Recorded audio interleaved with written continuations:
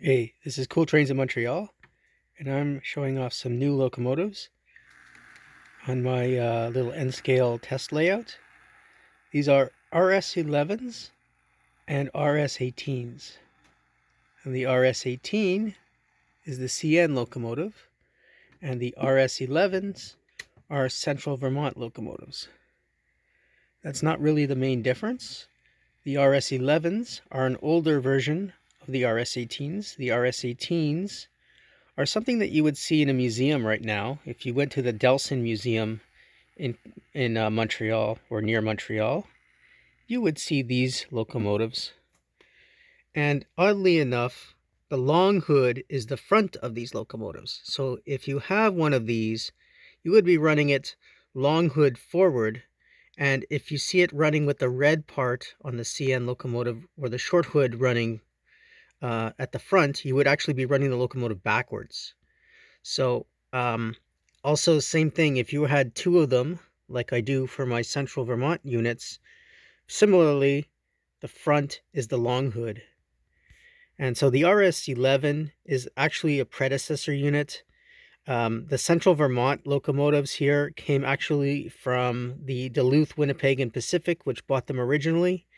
And the DWP wanted to trade these locomotives for some EMD units, I believe, and they traded them down to Central Vermont because Central Vermont was a lighter running railroad. It was in Vermont, so less industry. Yeah, probably further distances, but it probably had a reason to get these locomotives and trade them for what they did. In any case, they did have these RS11s. I think they had 5 of them, and they all came from DWP, and they were really nicely painted into this nice green and yellow, and I will run those shortly. And I have these trains here with a backdrop of northeastern US and Canadian Central Vermont boxcars, and this nice little short Grand Trunk hopper car. For a small railroad, these 30-foot hopper cars are like a mainstay because you can just have so many of them. And here I have these two like nice Grand Trunk blue 30-foot hopper cars. And they're actually from two different manufacturers. The left one here is Intermountain car, and it's a slightly different blue than the Atlas car, which is a darker blue.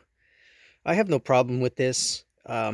These cars, when they're put into service, the sun fades the paint and whatever, so it doesn't really matter. I'm good with it. And this Caboose here, Point St. Charles Caboose, I want to give a plug to Prairie Shadow. That's the name of the company where you can get these. They're really good. I really like them, and in the last couple of videos I've been forgetting their name, but I want to plug them here for sure, definitely. These were actually made by Rapido Trains, and they're being sold exclusively, as far as I know, by this Prairie Shadow company, which is a Winnipeg-based website. I've got 2 of them. They're really good. And this RS18, you can see there are some slight differences between the RS11s and the 18s. The biggest one is the notch. The RS11 had this notch here, and that's for sanding. There's a sand chute in there, and the sand is actually so that when the locomotives are trying to go uphill, they need traction. They slip on the rails. The guys will let go some of the sand. The sand is supposed to put grit on the rail so that the train can actually gain some traction and roll rather than slip. So as I said before, these Central Vermont locomotives in this really handsome green and yellow scheme. This is from the 70s. They're really nice. I really like the yellow and the green.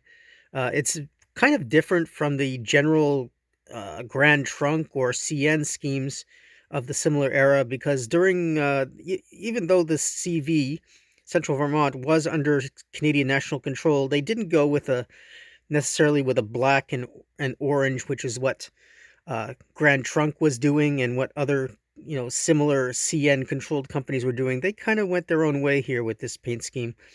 And they really did went all out with it. Actually, the green for Vermont being the green state, the Green Mountain State, and the yellow just really offsets it really nicely. So I really like them.